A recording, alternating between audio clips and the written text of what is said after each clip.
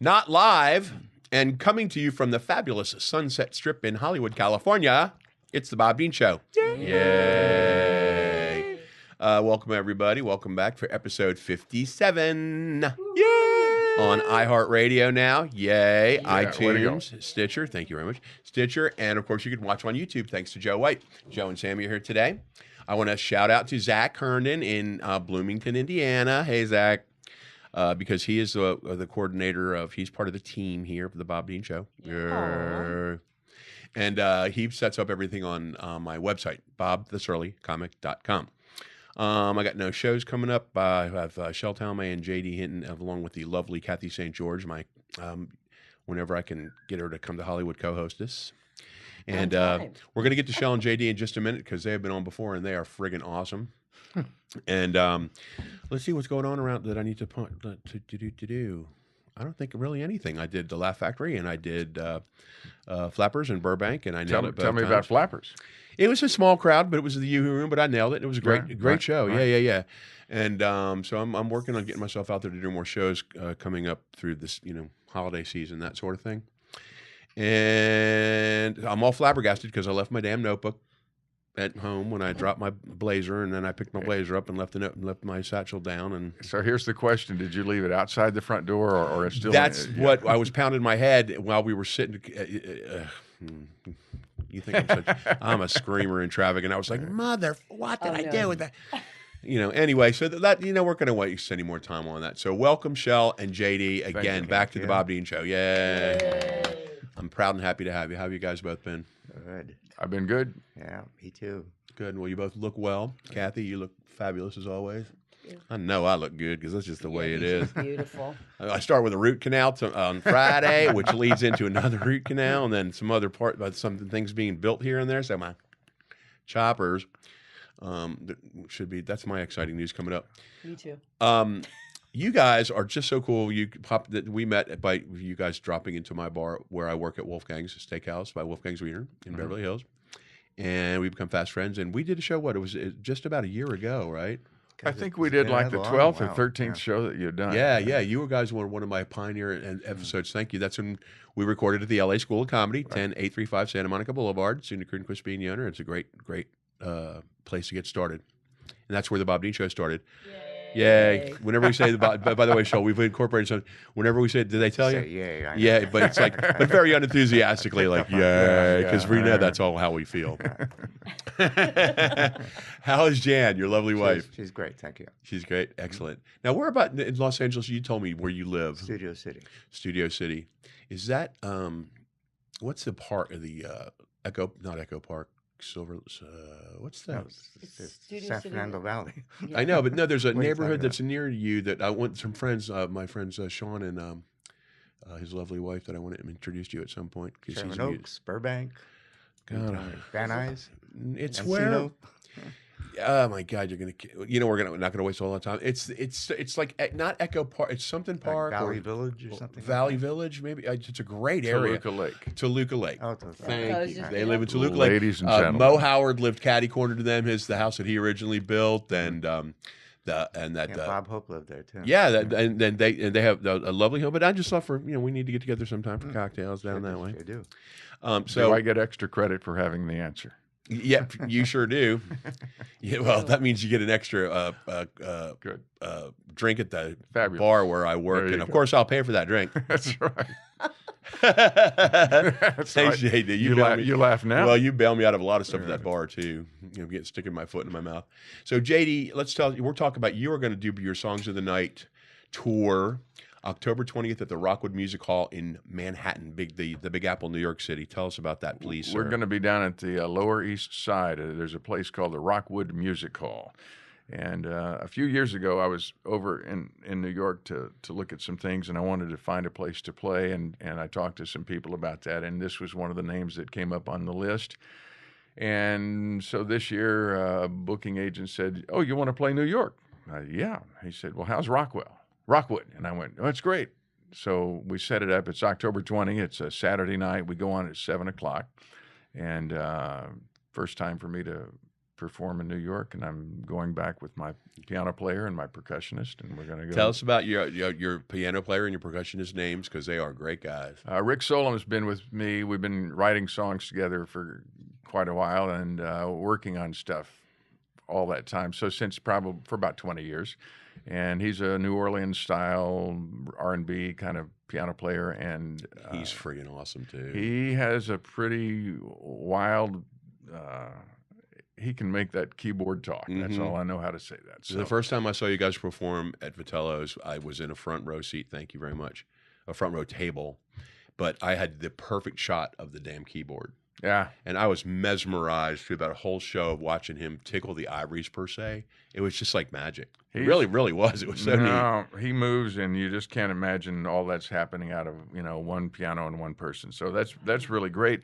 And Ryan's been with us for about a little over a year now on percussion, and extraordinary guy. And he's the fellow that knew New York and said, we should play New York. So we're going to go back and do that. Well, I know you're excited. And I also know, because I'm part of your fan club and groupie following, and I say that proudly because you have a hell of a following here in Los Angeles. Very fortunate. Yeah, and you've got a lot of people that are making the trip to New York to see you. There's about 10 to 12 people. I haven't looked at it to really count it like that, but there's 10 or 12 people that are flying back from Los Angeles to New York to see the show in New York. That's awesome. It's pretty amazing. That's awesome, man. It really is. I know you're thrilled about that. I am. I wish I could be there too. I was supposed to have left for New York. I was supposed to be in New York for a wedding today, and because of this fucking dental work, I couldn't do it, but I wish I could be there to see your show. Well, if you'd been there, we'd have made fun of you from the stage. So it would have been. We're going to miss all of that. Where is this place again? This. We're talking right now in New York. It's called the Rockwood. Yeah, Rockwood Music Hall. We're on stage 3 in the Rockwood Music Hall. And that's in the Lower East Side, around, I think, Allen and Orchard Streets. Because I have an apartment in the Lower East Side. So that's where we're going to be. And then we're going to bounce from there back to Los Angeles to the Rockwell. I'll be going to that. So we're going coast to coast from the Rockwood to the Rockwell. On November 4th. On November 4th here in Los Angeles, Rockwell, table and stage in Los Feliz area on Vermont by Hollywood Boulevard. So have tickets been up on sale yet? Tickets are on sale. You can, if you can find them, probably there's websites for both of those venues, and you can certainly go on my website at jdhinton.com, and there's a way to get tickets there. Is that a dinner venue, or is it just they're both supper club kind of venues, yeah. And well, actually, I don't know that Rockwood is, but I know that Rockwell is absolutely. Well, we'll have to get unless you got a date, we'll book it. And we're about 10 tickets from selling out in New York, and we're about half. Oh, that's awesome. And we're about half sold out already in LA. So it's really that's one of the things I'm grateful for the people that come to the shows, is that they've been really responsive. And the second they know we're going to play, they all know, then we better get tickets now, and they do, and it's great. Yeah. Well, I'm sorry. And it's also that it's. You're going to have a crowd. And the songs are. He and Van are great. You'll love him.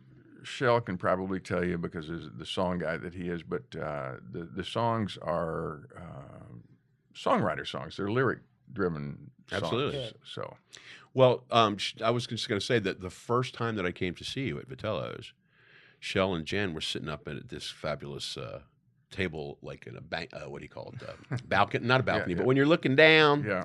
And the VIP seats. Yeah, the VIP, right. And of course, before the show started, I was like, and I had only had like maybe 1.5 cocktails, but I was walking up, and right as I was approaching them with my hand extended, I didn't realize that there was a step. Boom. And I flew about 4 feet through the air and caught myself, thank God. And I was like, first impressions always matter. You're like it works for Chevy Chase. A version of that Maxell ad where the guy's cocktail is blowing backwards by the sound. You're falling forwards, and everything in front of you is liquid moving. Well, Shel. Yes, sir. I hope you don't mind that we talk about some of the things we talked about last time about your fascinating career, your past, your influence on so much friggin' awesome rock and roll, And I did ask. I remember it with the last time you were here on the Bob Dean Show. Yay! That I asked about what kind of cars you had when you lived in London, and you were just a young lad but so successful. And I want to get into. I want you to tell the audience again what kind of cars he had. Well, there's a picture of you standing in front of your white Rolls Royce. White Rolls Royce. It's used. I looked at it. I was looking at stuff today, and I clicked on it, and it had images of you, and they're all of when you were very young, and you're very handsome now, but very young. The British Flash, I think is what you're looking but for. you're standing in front of that white Rolls, and you got and you're like and it's really a freaking awesome shot. Yeah. Yeah. So that was fun. You grew up in Chicago. I did. Moved to LA at what age? Because about 15 and a half. 15, because you went to Fairfax High and graduated in 1955. Correct. Wow. Now, we at Fairfax High, you went to school with the likes of Herb Alpert and Phil Spector, right? Yes, and Jerry Lieber and all kinds of people. Wow. Jerry Lieber, you had a pretty tight relationship with then, right? Or going he's into actually, music. He was actually older than me, but I got to know him well after school. And Right. Spectre, we really don't talk about, do we? Well, he did some wonderful music. well, I know, but I remember you telling, or I remember it being made mention with the people that we were talking that it's the Wall of Sound gets credit from some other people as well. Well, the two guys at Gold Star who did the engineering, really, they're the ones that did it. It was their sound, Yeah, and absolutely. well, interesting. Well, Herb Alpert's daughter, Eden, Herb Alpert's daughter, Alpert. Herb Alpert's lovely daughter, Eden, is going to be a guest on the Bob Dean Show. Oh, that's great. Yeah, in November. Yeah, she's a doll. And what is the name of her restaurant/club? Up on Vibrato. Vibrato on the top of Beverly Glen. Yeah, that's a neat spot. It is great. Yeah. So I'm looking forward to that. Maybe I can tell her how when my mother put on that Herb Alpert and the Tijuana Brass album, their party started to pop. The martinis were flowing, and the women were cha-cha and smoking cigarettes. And Lonnie Hall too, I love too. Yeah. Now, what was your inclination or your reason to move to London? You started off in the business. Actually, my inclination was not to move to London. I was working here as a recording engineer, and the original Conway Studios, which is pretty famous, and the owner was English, and he kept telling me how wonderful England was. I was like 22. I thought it'd be nice if I went to go see some of England and Europe before life passed me by. So I headed off supposedly for 5 weeks. Wow. And my friend Nick Vinay, who was a A&R guy at Capitol, I told him I was going. I said, geez, I'd really like to work a couple of weeks there because I didn't have a whole lot of money. He said, hey, take my my demos and my acetates, and if you can use them, tell them you did them. I said, okay, that's cool. And Nice. I managed when I got there, that somebody made an appointment for me with Decca Records, and I walked in and being incredibly brash, along with the fact that I didn't care because I was going back to LA. I said something to the effect of, I'm probably the greatest thing since sliced bread invented as a producer, and here's what I just did. And I gave him 2 of Nick's acetates, which happened to be Lou Rawls and the Beach Boys. Oh, my. And they said, you start today. So, and by the time they found out it was all a bunch of garbage, I already had a hit. So I stayed for 17 years. I did the same Bravo. thing. Welcome to showbiz. Yeah. You did the same thing, you say? That's how I got in Playboy. I said I was a makeup artist for photography, but I'd never done photography makeup in my life. And they hired me 2 days later, and I ran out and bought all the stuff the girl used on my face. And I worked with him for 22 years. Wow. You sly dog. See, you guys had cojones to take the I'm sure I've had opportunities in my life to just jump on that, but I'd be like, I don't want to get in trouble. Well, kudos to you both. Yeah. So 63, you know who we lost recently, if you Who's hadn't that? heard, was Russ Reagan. Yes, I know that. Did you yeah. know Russ I passed? knew him very well. Yeah. Yeah, I know you did. But of course you heard that he passed. But Yes. his relationship with the Beach Boys was pretty interesting too. Right. And his wife and son Cheryl and Daniel have a documentary coming out about him that I'm really, really excited to see. That they were working on with Russ for some time before he passed. So But he was a heck of a guy. Actually, yeah. Well, Nick Vinaya's who did their first record, which is Surfing Safari, is the one I played. Was that their first? Yeah. I love the Beach Boys. I did. Yeah, I did too. I was in one of their videos once. Really? Yeah. What were you doing? Were you at Kokomo? I was on the beach running in my bikini. I'm looking that up. What I do best. I was saying before, I was, when I get on YouTube and to look up one thing and 6 hours later and bloodshot eyes and half a pack of cigarettes later. Well, I'm going to look for you. But the one that always sticks in my mind was seeing Gary Lewis and the Playboys, his video for This Diamond Ring. It was obviously very low budget. And it was filmed at Marina Del Rey on a sailboat. And it was a very overcast LA day.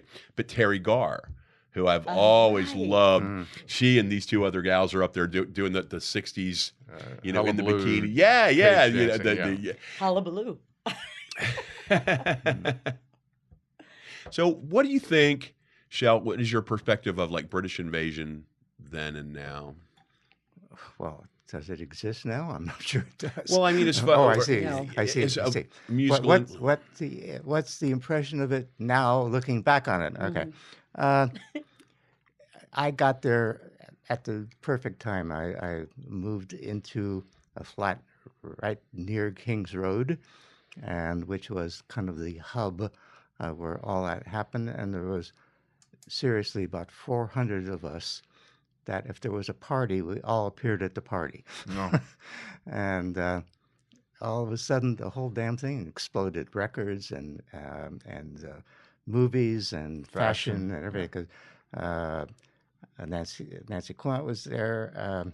Was it Nancy Quant? Yes. Mary Quant. Mary Quant, sorry. And Michael Caine was there, and a whole bunch of people were on the street. So, what was Carnaby Street all about? See, I live my oldest sister Deb, who we lost some years ago, was a young teen and into and the Beatles were her absolute favorite, along with the Kinks and the Who.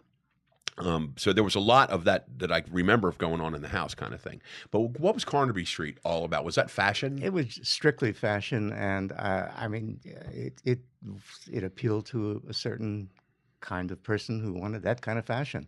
And there were several shops that were selling those kind of clothes. It didn't really appeal to me, but it was mods and rockers and all that kind of stuff that you've heard about. And Twiggy and Gene Shrimpton and all the models and the heavy, the big pop makeup and the big. Did you ever have a Nehru jacket?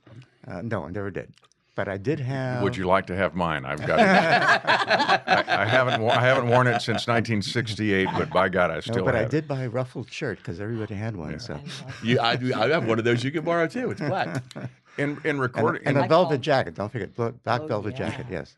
This is like the parody of. Go ahead. No, I was just going to ask because I want to. It's London. In London, what were there a lot of recording studios? Were there? Because all we kind of know is Abbey Road, let's say.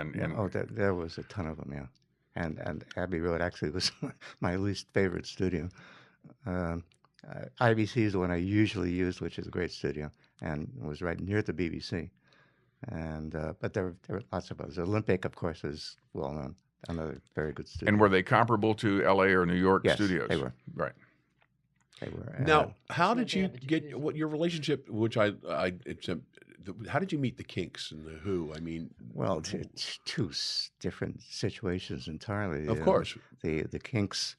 I don't know if you know London at all, but Denmark Street was the street of music publishers, and in the West End and around Soho, and I was visiting one of the publishers one day when one of the Kinks managers walked in and said, "Anybody here like to listen to a demo?" And I said, "I'm here, I'll listen."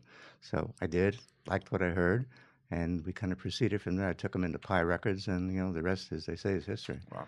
Now, at that time, was it easier? I mean, easier. Because I know, like growing up in Nashville, I knew back in the 40s, 50s, and into the 60s, somebody could come in with their own record or their own demo, and they'd be welcomed in small recording studios, and they'd listen. Yes.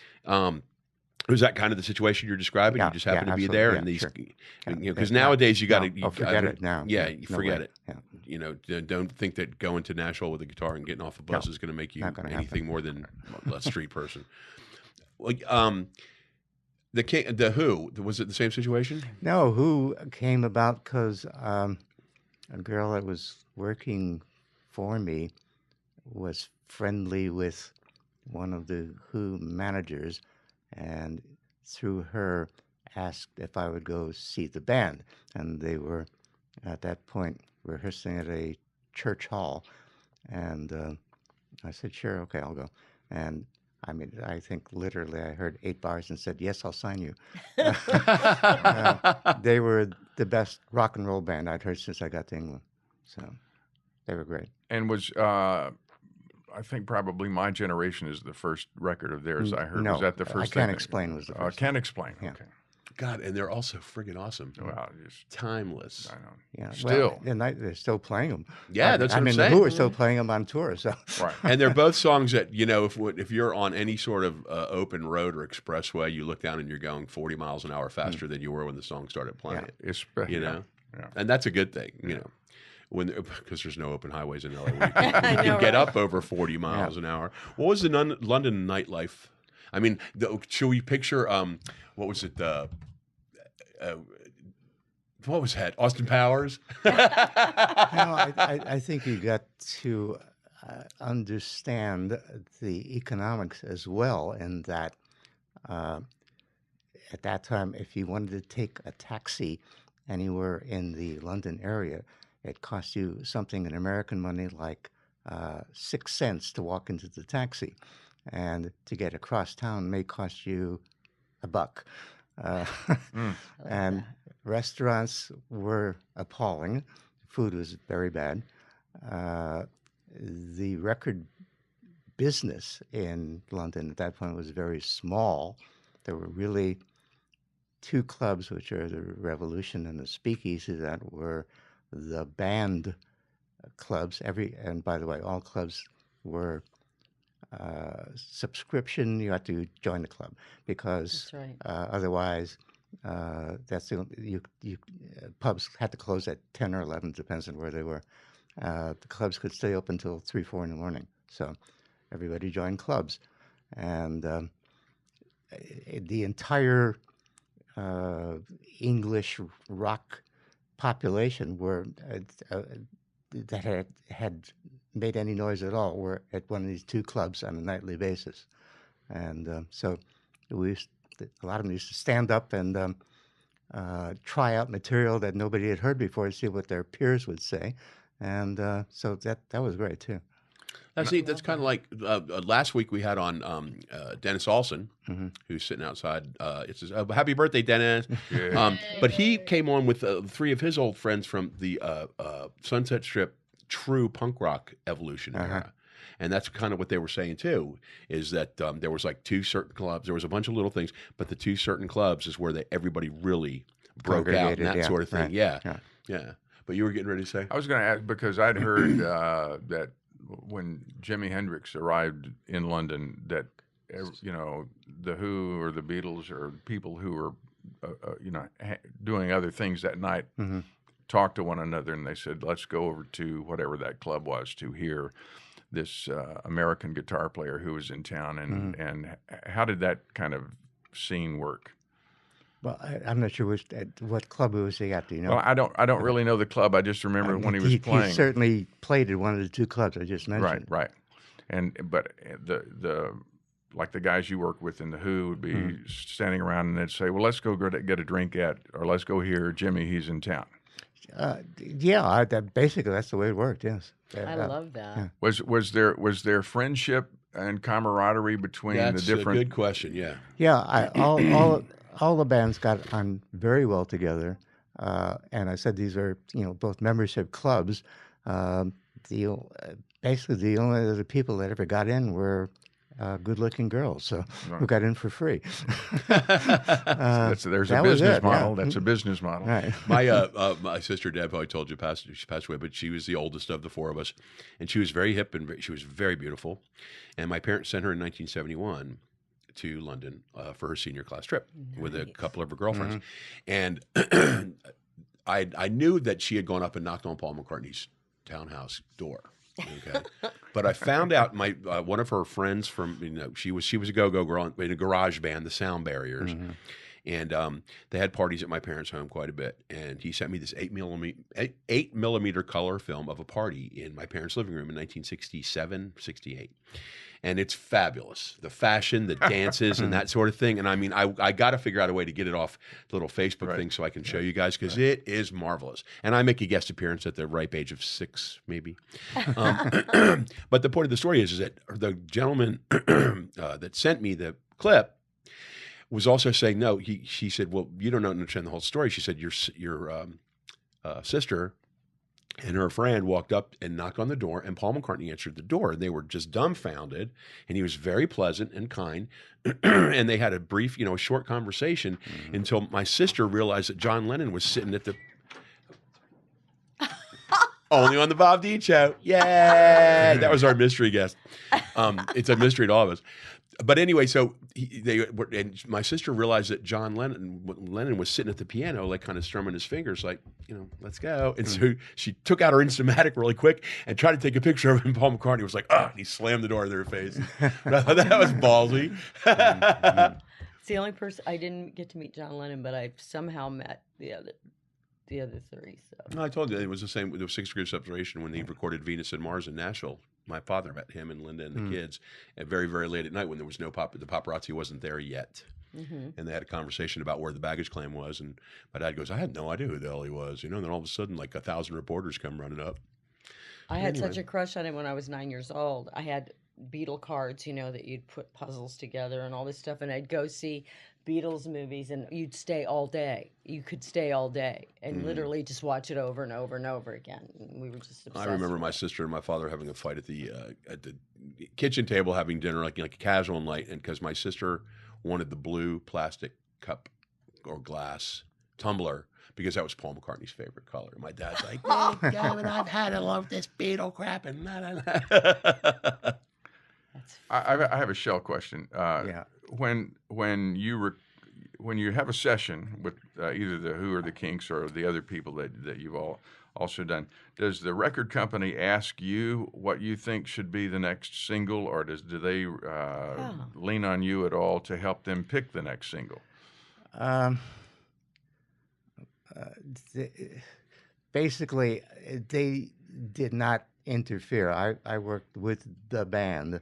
And in fact, I chose the material that we were going to record, and we did the best job we thought we could do. And when it was done, I kind of, with the band, chose what we thought should be the next single, and went to the company and gave it to them. Yeah. So there's another the Australian band, the Easy Beats. Yeah, right. Who did Friday on My Mind. That's the song. Yeah. Well, did they walk in with Friday on My Mind? No, that's an entirely different story. They came to me and very nice guys, and I listened to their material, and I liked some of it, and I said, I don't really hear a hit here. Can you please go away and write some more songs? And so every Friday they used to come up to the office with the songs they'd written, and I said, no, not really. Until about maybe 5 or 6 weeks later. Again, it's like when I heard the Who, Friday in My Mind. Oh, that's it. We're doing that one. And it sounded like an instant hit. So unfortunately, it was. Well, go. You're a producer. You produce, right? So, is there an engineer you preferred working with when you were doing all this? I mean, I preferred. I had engineers I preferred because I chose the ones I had to tell the less of stuff to. Exactly. Because I am an engineer. I was an engineer, so. Well, see, that's a lot of people start as engineer. Yeah, so it's like you can see. Well, that's what I also discovered early on is, in my opinion, you can't do both jobs at the same time. They're a totally different way of looking at how the things are sounding. So I found engineers that they knew what I wanted and got it. And I didn't have to instruct them. That's the way it great. worked. Yeah. What do you think? Or heard tale and the trailers of this new Bohemian Rhapsody movie about Queen? I don't know about this. Oh man, I It didn't know. looks like Have you heard anything about it? No, I Shel? haven't. No. The trailer looks fascinating. and the movie's called Bohemian Rhapsody. Oh, Yeah, I I've wanna heard see it. about it. I don't know anything Yeah, about and it. He so they looks just like started running the. Yeah, he looks like Freddie Mercury. They just started running the trailers, and the one scene. And this is what made me think of it is that the Easy Beats coming in. Right. You know, where I guess they're trying to sell the song Bohemian Rhapsody to the producer, and he's like, "It's 6 flipping minutes long." You know? No. So that's going to be pretty Was. interesting. You were there around the Queen time too, right? Yeah, I was. Well, what did you think about their music? Were Oh, you a great. fan of? Fantastic. Yeah. I mean, one of the bands I wish I'd recorded. Brilliant. Right. Well, you know what? We're down to like the last few minutes of the Bob Dean show. Yeah. Man, this Yeah. flew It by. You guys are flies so by all the interesting. time. Seriously, it's a fun show. We'll come back on again sometime. Next time you can have him talk about David Bowie, who as David Jones. Yes. You mentioned that briefly last time. He was my neighbor. Perfect. That'll be what we'll do the next time the four of us get together. Okay. Okay. You got it. So I want to have one of the people. I want to have one of the guys on that was his guitarist. Then. you know. Yeah. Kathy St. George, ladies and gentlemen, who is not only a gas and has a great She has sense her of own town in humor, Utah. It's just an amazing thing. No, Well- there's too many Mormons. but she, More men. More men. she knows so many really cool people. And as a matter of fact, my manager, Christina Scott, who was married to the bass player in Kiss, Oh, in between the makeup days. right. But Christina used to crash on Kathy's sofa in Manhattan back in the Studio 54 days when they were kids, because my manager saw this picture of me and Kathy in a plug for the Bob Dean show. Yay. And she calls up and she goes, "How the hell do you know Kathy St. George?" I'm like, "I know everybody through Kathy St. George." But how did I get to that? Oh, yeah. We were talking about David Bowie. There was, which will be the topic next time. Shel Talmay and JD Hinton join us. So JD, break a leg. Thank you. October 20th, Songs of the Night at the Rockwood Music Hall. Yeah, My New York friends and listeners, who I know there are many, thank you. Please, there's 10 tickets left. Please. Or stand by the stage door. Jump up and down the screen. Right. Anything else we need to add, you guys? This is episode 56. 57. Oh, I just heard on that there's a new rehab for people that are addicted to Netflix. It is a real thing. So if you need help, just go online. well, thank you. Thank you all. Could I have your Netflix password? I can't even Sure. get it. I just figured out how to plug the damn computer into the screen thing, or Dennis did. There you go. I hate computers. I hate cell phones. I hate them. Let's leave on a positive note. Okay. Positive note But I is love people behind we will be the back. wheel of a car. We have interesting people coming on throughout the rest of the month and into November. Hooray! And please, thank you very much, iHeartRadio, for picking us up. Thank you, George iHeart. Norrie. Yep. George Norrie, the host of the number one syndicated radio show in the world, Coast to Coast AM. Listen in if you've never heard. But George Norrie is a good friend, and he has really helped us here on the Bob Dean Show. And I had a little meeting with him last week, very briefly. But there's some interesting things in the works, courtesy of George Norrie. I love you, George Norrie. He's a kick. I love There you you go. too, then, George. Anyway, that's it. iHeartRadio, iTunes, Stitcher, and YouTube. Please, you guys, rate and review and follow and all that good stuff. Do you have any idea what our listener thing is at this point? Probably 8. Yeah, we're probably up around 8,000. Yeah. Well, we'll get down to the nitty gritty of all this. But yeah, we're out of time. Love you. Thank you for listening to the Bob Dean Show. Yay. Thank you, Shel. Thank you, JD. Thank you, you. Kathy. Thank you, Joe. you. Thank you. Thanks, Zach. Thanks, Sammy. Are we done? We're done. Click.